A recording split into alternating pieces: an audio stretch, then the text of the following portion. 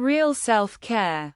A transformative program for defining wellness, crystals, cleanses, and bubble baths not included, by Dr. Pooja Lakshmin provides a comprehensive guide to real, sustainable self-care that goes beyond the superficial practices promoted by the wellness industry. Lakshmin, a board-certified psychiatrist and women's mental health expert, tackles the commercialization of self-care and redefines it in a way that emphasizes emotional, psychological, and social well-being. Key concepts and summary. 1. The myth of commercialized self-care. Lakshmin starts by critiquing the modern self-care industry, which often markets wellness through expensive products and quick fixes like spa days, cleanses, and detoxes. She explains that these forms of self-care are shallow and do not address deeper emotional and mental health needs. While these practices may provide temporary relief, they don't lead to lasting empowerment or well-being. 2. Real self-care is internal and transformative. Lakshmin reframes self-care as an internal process that involves making difficult, yet necessary, changes in one's life.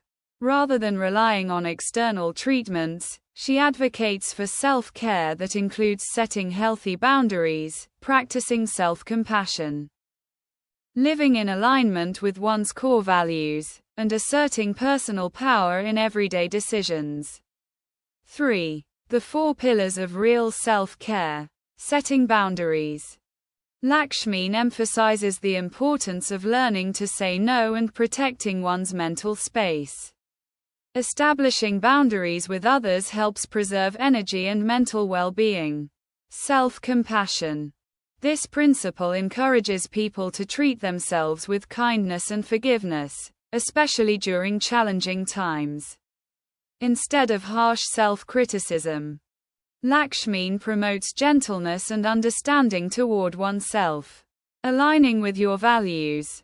Real self-care involves identifying what truly matters in life and making choices that reflect those values.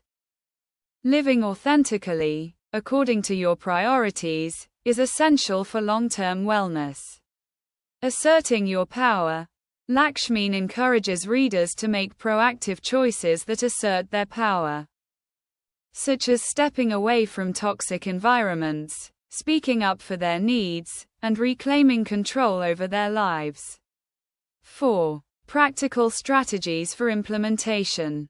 Lakshmin provides practical tools and strategies to help readers put these principles into practice.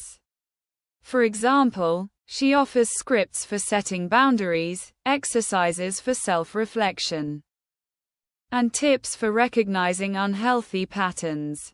These tools are designed to help readers make meaningful, lasting changes that promote long-term well-being. 5. Self-care as a collective movement.